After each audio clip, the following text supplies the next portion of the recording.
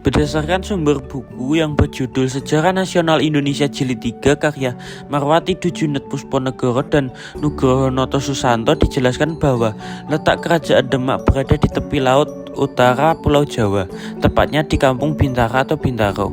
Lokasi kerajaan Demak tersebut saat ini merupakan bagian dari kota Demak, Jawa Tengah. Awalnya pusat pemerintahan Kerajaan Demak berada di Bintara, namun dipindah pada masa raja selanjutnya, yakni saat Sunan Prawoto Raja keempat berkuasa.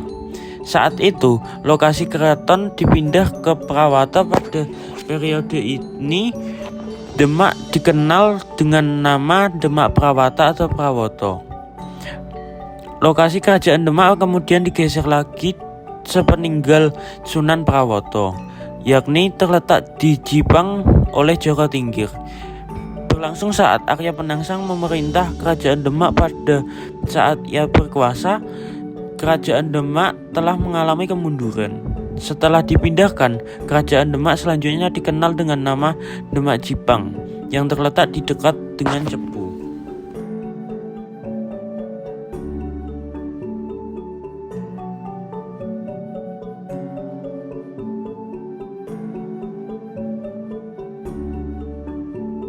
Sumber sejarah. Yang pertama ada Masjid Agung Demak. Masjid tertua di Jawa, didirikan pada tahun 1479 Masehi oleh Raden Fatah bersama para wali, menjadi bukti pengajaran dan penyebaran agama Islam di Jawa. Lokasi Masjid Agung Demak berada di Desa Kauman, Kecamatan Kota Demak, Kabupaten Demak, Jawa Tengah. Masjid Agung Demak memiliki bangunan induk dan bangunan serambi. Bangunan induk memiliki 4 tiang utama yang disebut Saka Guru, yang terdiri dari Sunan Bonang, Kalijaga, Sunan Ampel, dan Gunung Jati.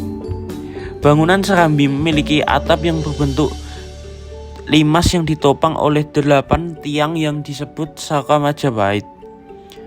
Atap limas Majapahit terdiri dari 3 yang melambangkan iman, Islam, dan ihsan. Tepat di atas tempat pengimaman terdapat simbol menyerupai matahari yang identik dengan sebutan Surya Majapahit. Terdapat menara yang menjadi ciri khas Masjid Demak, dibangun pada abad ke-20. Dibangun dengan tujuan agar suara azan terdengar sampai jauh. Yang kedua ada Prasasti Bulus. Prasasti Bulus merupakan candra sengkala atau memet dengan arti sarira sunyi kiblating Gusti bermakna 1401 saka. Mengapa disebut Prasasti Bulus? Karena wujud dari prasasti berlambang bulus atau penyu atau kura-kura. Prasasti ini diletak di dalam ruangan mihrabnya pada dinding kiblat. Prasasti ini merupakan peringatan Purna Pugar Masjid Kesultanan pimpinan Raden Fatah yang menduduki tahta kerajaan Islam di Pulau Jawa tahun 1400 Saka. Yang ketiga ada Surya Majapahit. Surya Majapahit adalah gambaran dekorasi bentuk segi 8 yang sangat terkenal di era Majapahit. Beberapa sejarawan memperkirakan jika benda tersebut merupakan lambang kerajaan Majapahit, sementara Surya Majapahit yang terdapat di Masjid Agung Demak tersebut dibuat pada tahun 1401 tahun Saka atau 1409 Masehi. Surya Majapahit merupakan simbol bahwa Masjid Agung Demak merupakan masjid kerajaan dan Kesultanan Demak merupakan penerus yang sah dari kerajaan Majapahit. Yang keempat ada Saka Guru dan Saka Tatal. Saka Guru merupakan tiang utama penyangga Masjid Agung Demak yang terbuat dari kayu yang berjumlahkan 4 buah. Tiang masjid tersebut dibuat oleh Sunan Bonang, Gunung Jati, Ampel, dan Kalijaga. Apa yang dimaksud Saka Tatal? Saka Tatal adalah tiang yang terbuat dari kumpulan beberapa potongan kayu yang kemudian diikat untuk menjadi satu tiang utama yang utuh. Mitosnya, Masjid Agung Demak didirikan dalam satu malam Yang dimaksud satu malam adalah dalam pembangunan terakhir salah satu dari tiang saka guru kekurangan bahan. Kemudian Sunan Kalijaga mendapat petunjuk bahwa kurangnya bahan itu ditambah dengan saka tatal.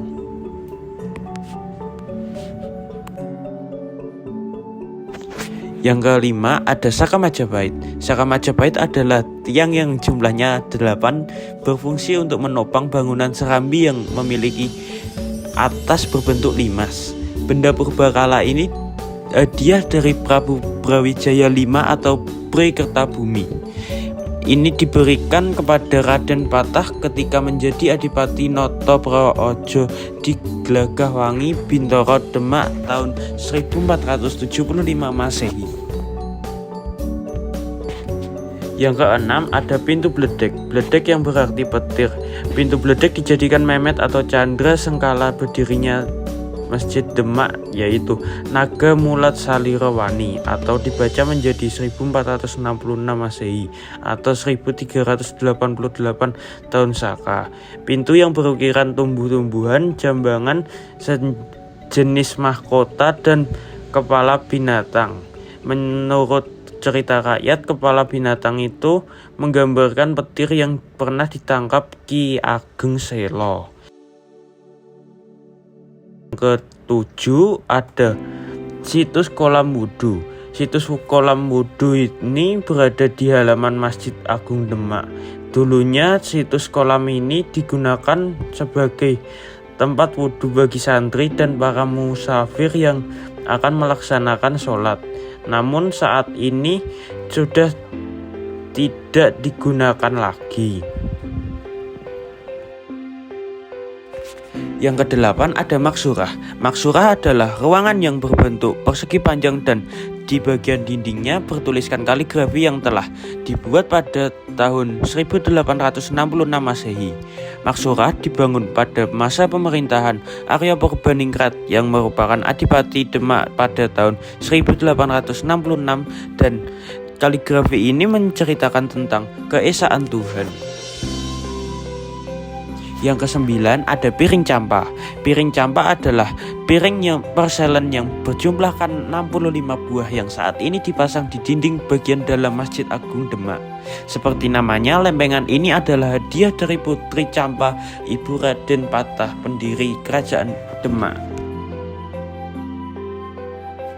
Yang ke-10 ada pawastren. Pawastren merupakan tempat sholat berjamaah perempuan.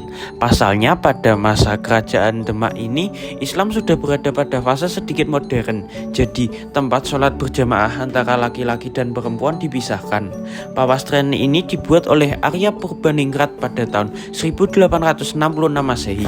Bangunan ini memiliki 8 tiang penyangga yang 4 tiang utamanya ditopang belandar balok bersusun, 3 dengan motif dan ukiran khas kerajaan Majapahit. Yang ke-11 ada dampar kencana. Dampar kencana adalah tahta untuk Sultan Demak yang kemudian digunakan sebagai khotbah mimbar di Masjid Agung Demak.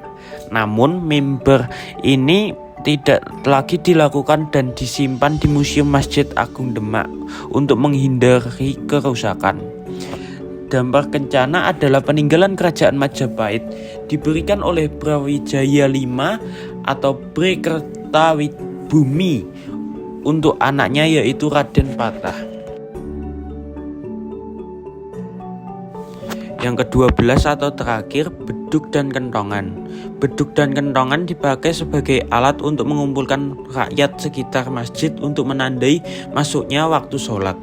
2 benda ini ditemukan dalam Masjid Agung Demak, bentuk seperti tapal kuda dengan filosofi saat dibunyikan atau dipukul maka rakyat sekitar masjid harus datang untuk menunaikan ibadah sholat.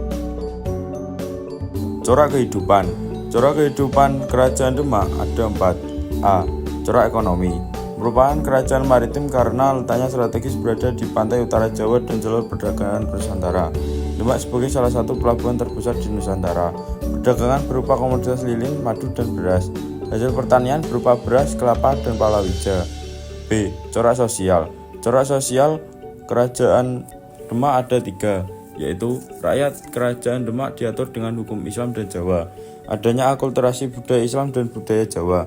Keberadaan pondok pesantren mendorong terjadinya hubungan antara kaum bangsawan, para ulama, dan rakyat. Masyarakat Demak dibagi menjadi 3 golongan, yaitu golongan raja dan keluarganya, 2 kaum bangsawan, 3 rakyat umum. C. Corak kebudayaan.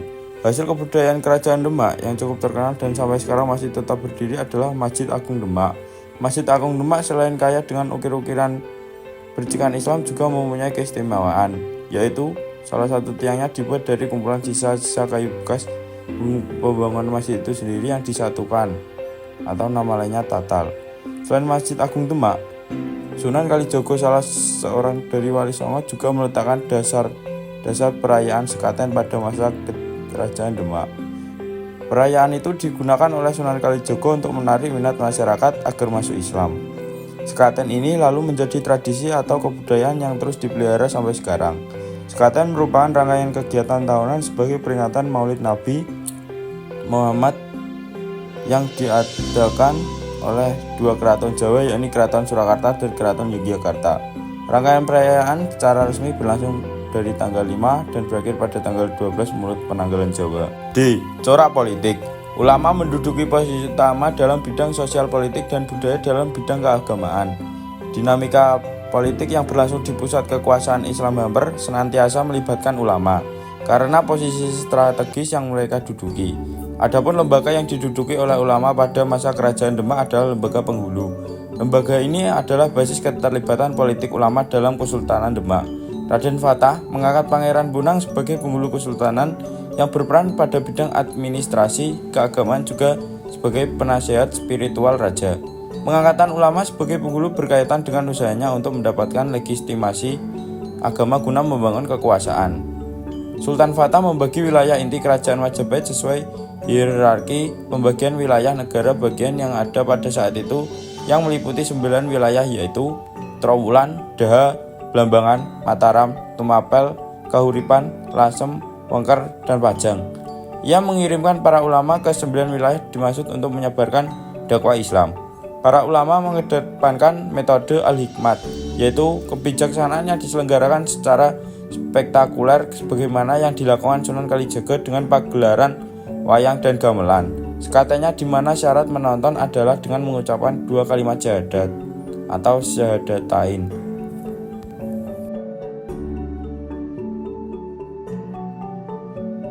Sistem pemerintahan.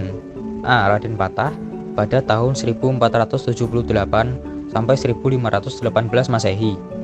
Raden Patah merupakan raja pertama sekaligus pendiri kerajaan Demak. Bergelar Senapati Jumbung Abdurrahman Panembahan Palembang Sayyidin Panatagama.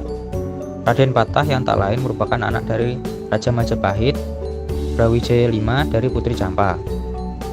Menurut kronik Cina dari kuil Sampokong Semarang, beliau mempunyai nama Tionghoa yaitu Jinbu tanpa nama marga di depannya karena hanya ibunya yang Cina. Jinbu yang berarti orang yang kuat. Nama tersebut identik dengan nama Arabnya, yakni Fatah atau Patah yang berarti kemenangan. Pada masa kepemimpinannya, Kerajaan Demak mengalami kemajuan dan bisa dibilang jaya pada masanya. Beberapa bidang yang berhasil disukseskan yaitu perkembangan agama Islam yang makin meluas. Ia dibantu Wali Songo melakukan penyebaran agama Islam, baik di pesisir Jawa maupun di pedalaman. Kesuksesannya dapat dilihat ketika ia berhasil melawan bangsa Portugis yang sebelumnya telah menduduki Malaka. Raden Patah juga sukses menaklukkan Girindra Wardana yang sebelumnya telah merebut tahta kerajaan Majapahit. Kekuasaan Demak diperluas hingga mencakup Jepara, Rembang, Pati, Semarang, pulau-pulau di sekitar Selat Karimata, dan beberapa daerah di Kalimantan. B. Pati Unus atau Pangeran Sabranglor pada tahun 1516 sampai 1521 Masehi. Setelah Raden Patah meninggal di usia 63 tahun pada tahun 1518 Masehi, raja berikutnya diisi oleh Adipati Unus yang merupakan anak dari Raden Patah. Bergelar Pangeran Sabranglor. Sistem pemerintahan kerajaan Demak yang dianutnya masih sama, yaitu menganut sistem teokrasi. Ia merupakan seorang pemimpin yang tegas, ksatria yang berani mengambil keputusan berisiko. Mengapa dijuluki Pangeran Sabranglor? Pati Unus dikenal juga dengan julukan Pangeran Sabranglor. Sabrang yang berarti menyeberang, dan Lor yang berarti utara, karena pernah menyeberangi Laut Jawa menuju Malaka untuk melawan Portugis. Tak berselang lama setelah mendapatkan tahta raja, Adipati Unus merencanakan penyerangan ke Portugis yang tengah menguasai Malaka sejak lama. Sebelumnya, ia pernah membantu Raden Patah menyerang Portugis. Meskipun gagal, namun semangatnya tak pernah padam. Tahun 1512, armada perang dikirimkan oleh Kerajaan Demak menuju Malaka. Namun, ketika sampai di tempat Adipati Unus, diserang tembakan meriam oleh Portugis. Tak menyerah, serangan selanjutnya dilakukan, meskipun berakhir dengan kegagalan. Pati Unus meninggal dalam pertempuran Malaka pada tahun 1521 Masehi. C. Sultan Trenggono pada tahun 1521 sampai 1546 Masehi. Pada masa ini, Demak berada di puncak kejayaannya. Kepribadiannya yang berani dan bijaksana membuatnya sukses membawa kerajaan Demak menguasai tanah Jawa, mulai dari Jawa Barat dan Jawa Timur. Setelah Raja Pati Unus turun tahta, mulai timbul pergolakan dalam kerajaan Demak.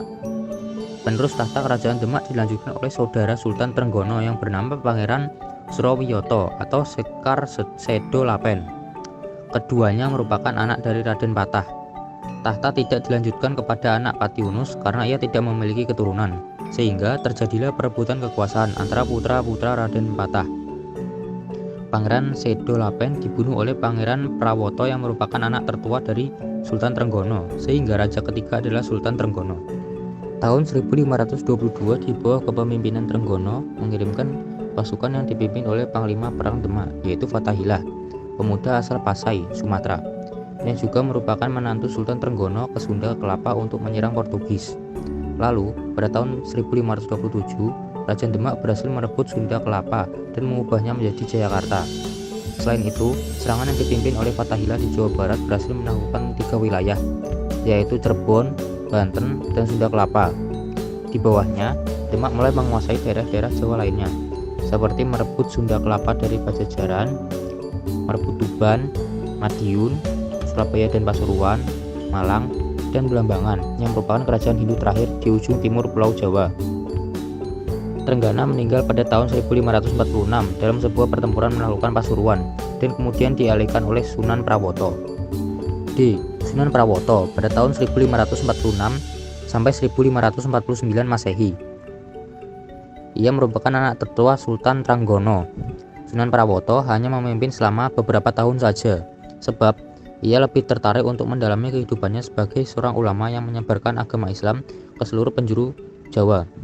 Sunan Prawoto dan sekeluarganya mati dibunuh oleh suruhan Arya Penangsang yang merupakan anak dari Pangeran Sekar Sedo Lapen. Yang terakhir adalah Arya Penangsang pada tahun 1549 sampai 1554 Masehi. Sunan Prawoto meninggal dunia karena dibunuh oleh orang suruhan Arya Penangsang. Arya Penangsang menjadi raja dari kerajaan Demak selanjutnya. Suruhan Arya Penangsang juga membunuh Pangeran Hadiri, Adipati Jepara. Hal ini mengakibatkan adipati-adipati di bawah Demak memusuhi Arya Penangsang. Selama memimpin, tidak mendapat restu internal kerajaan Demak, dan pada akhirnya Arya Penangsang tewas di tangan Joko Tingkir atau Sultan Hadiwijaya pada peperangan Sutawijaya. Joko Tingkir adalah menantu dari Sultan Trenggono. Pada akhirnya, pada tahun 1568 Masehi, tahta kerajaan Demak di tangan Joko Tingkir pada peperangan Sutawijaya. Pusat kerajaan Demak dipindah ke Pajang. Pada masa itu pula kerajaan Demak berakhir atau runtuh.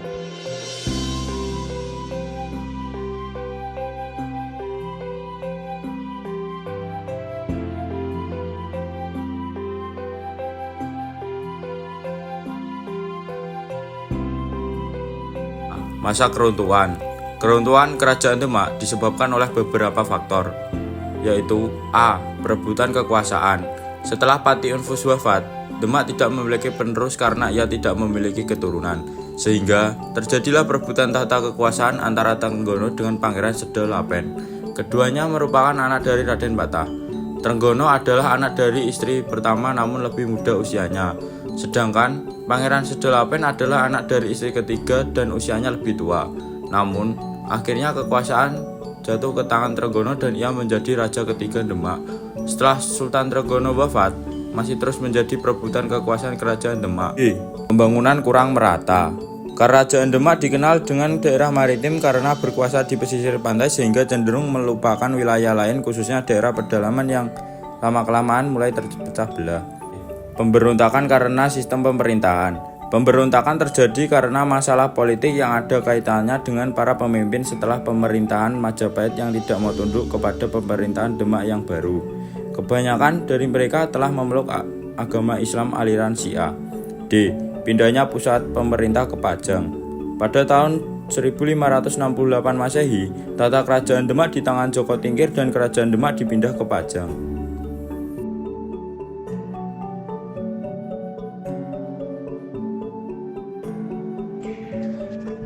Di sini saya akan menjelaskan teratar dari Raden Patah. Raden Patah sendiri adalah hasil dari peranakan Brawijaya V dengan selir yang dari Cina, yaitu Xiu Banji. Karena Brawijaya adalah seorang raja besar di Majapahit, untuk istri selir ini tidak dihargai dan diusir dari kerajaannya. Pada akhirnya Xiu Banji lari ke Sumatera, tepatnya di kerajaan Sriwijaya. Ketika ia pergi, ia telah memiliki anak kembar yang bernama Hasan dan Husain, yang mana Hasan itu adalah nama kecil dari Raden Patah. Selain itu juga, ia mempunyai nama Cina yang bernama Jinbun. Ketika Hasan dan Husain beranjak remaja, mereka ingin mengetahui siapa ayah aslinya yang ada di Jawa. Pergilah mereka ke Jawa. Sampailah di Jawa, mereka bertemu dengan Sunan Ampel yang mengajarkan tentang Islam, dan mereka mulai berguru dengan Sunan Ampel. Singkat waktu dalam masa berguru kepada Sunan Ampel, Raden Patah mulai memiliki ketertarikan dengan putri Sunan Ampel yang bernama Dewi Murtasiah. Sunan Ampel yang mengetahui bahwa ayah dari mereka adalah Raja Brawijaya V, Sunan Ampel menyuruh mereka untuk menuntut haknya sebagai anak raja. Datanglah Raden Patah ke Majapahit untuk bertemu ayahnya, yaitu Brawijaya V. Raden Patah diberi sebuah lahan berupa hutan angker yang bernama Gelagawangi, dan ia mendapat posisi sebagai kadipaten atau bisa disebut juga dengan bupati. Karena hasil pemberian tersebut dijadikan oleh Raden Patah sebuah pondok pesantren yang dipimpin oleh Raden Patah itu sendiri. Selang beberapa lama, pesantren tersebut menjadi sebuah kerajaan yang bernama Demak Bintoro, yang akhirnya akan menyerang Majapahit. Dalam peperangan tersebut dimenangkan oleh Demak Bintoro yang dipimpin oleh Raden Patah. Akibat mengalami kekalahan melawan Raden Patah dan pasukan Demak, Raja Brawijaya V kemudian ia melakukan moksa di gunung, yaitu di Gunung Lawu. Namun ada juga mitos yang mengatakan bahwa Raden Patah yang berusaha mengislamkan ayahnya, tetapi Raja Brawijaya V menolaknya dan memilih untuk melakukan moksa. Yang mana kita tahu moksa adalah aktivitas mengasingkan diri yang bermaksud untuk pembebasan dari siklus kematian dan kelahiran kembali. Bila berhasil, raganya akan hilang dari bumi ini, namun bila gagal, orang tersebut akan menjadi jenglot. Proses pergantian raja. Ketika Raden Patah memimpin kerajaan Demak, beliau memiliki 3 istri. Yang pertama, Putri Bongsuihu, memiliki 2 anak yaitu Pati Unus dan Tranggono. Yang kedua, Putri Rangdu Sangga, memiliki anak Raden Kanduruan. Yang ketiga, Putri Dipati Jipang, memiliki 2 anak yaitu Raden Kikin dan Ratu Nyawa. Ketika masa pemerintahan Raden Patah berakhir, beliau digantikan dengan Pati Unus yang memiliki julukan Sabrang Lor. Ia dijuluki sebagai Sabrang Lor karena telah membantu kerajaan Samudra Pasai dan Aceh saat diserang Portugis. Ketika membantu yang kedua kalinya, ia tewas muda. Pati Unus hanya memimpin selama 3 tahun. Setelah kematian Pati Unus, terjadi perang saudara antara perebutan tahta antara Tranggono dan Raden Kikin. Tranggono sendiri memiliki 4 anak yaitu Sunan Prawoto, Ratu Kalinyamat, Mas Cempaka, dan Pangeran Timur. Sedangkan Raden Kikin adalah ayah dari Arya Penangsang. Karena Tranggono dibantu dengan anaknya yang pertama bernama Prawoto, mereka berhasil mengalahkan Raden Kikin. Secara terpaksa, Tranggono menjadi penerus tahta setelah melakukan kudeta. Di era Tranggono, ia membawa pada masa kejayaannya. Namun, ia tewas saat memperoleh kekuasaan di Jawa Timur. Setelah tewas, tahta kerajaan dilanjutkan oleh Prawoto. Di masa Prawoto, ibu kota dipindahkan ke Pati, bekas ibu kota Kalingga.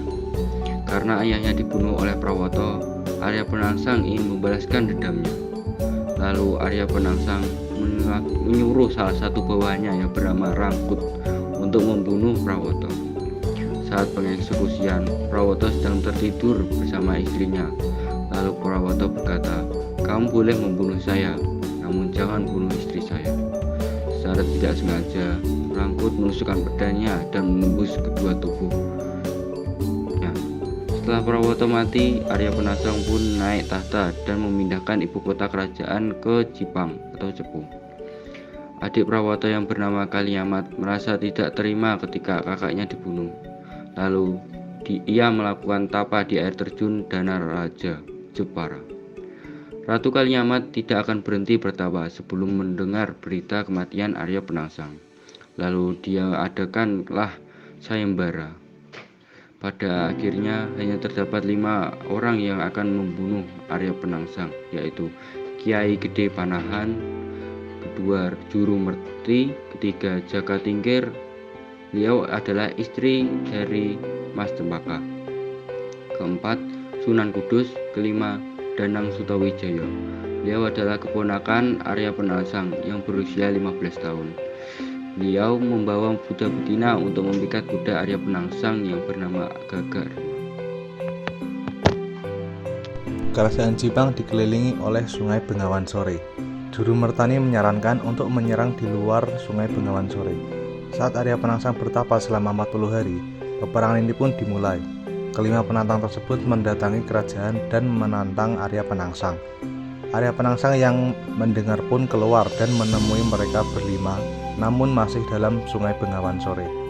Selang beberapa waktu, Arya Penangsang yang tersulut emosi pun mengambil kuda jantannya yang bernama Gagak Rimang dan menghunuskan pedang untuk berperang di luar batas Sungai Bengawan Sore. Saat berperang, mereka sempat melakukan perbincangan atau tawar-menawar dan Arya Penangsang duduk di Rajah Kolo Cokro yang telah dikutuk. Peperangan pun dilanjutkan dengan kuda Arya Penangsang yang oleng karena tertarik dengan kuda Danang Sutawijaya. Hal tersebut dimanfaatkan oleh Danang untuk menusukkan pusaka keris setan kober ke perut Arya Penangsang. Dengan usus yang terurai, mereka berlima mengira bahwa Arya Penangsang telah mati. Namun malah sebaliknya, Arya Penangsang masih bisa bertahan dan mengejar mereka sampai ke Demak. Sesampainya di Demak, keris yang menancap di perut Arya Penangsang dilepas oleh dirinya sendiri. Hal tersebut menyebabkan usus Arya Penangsang terpotong dan beliau wafat. Hal itulah mengapa makam Arya Penangsang berada di Demak.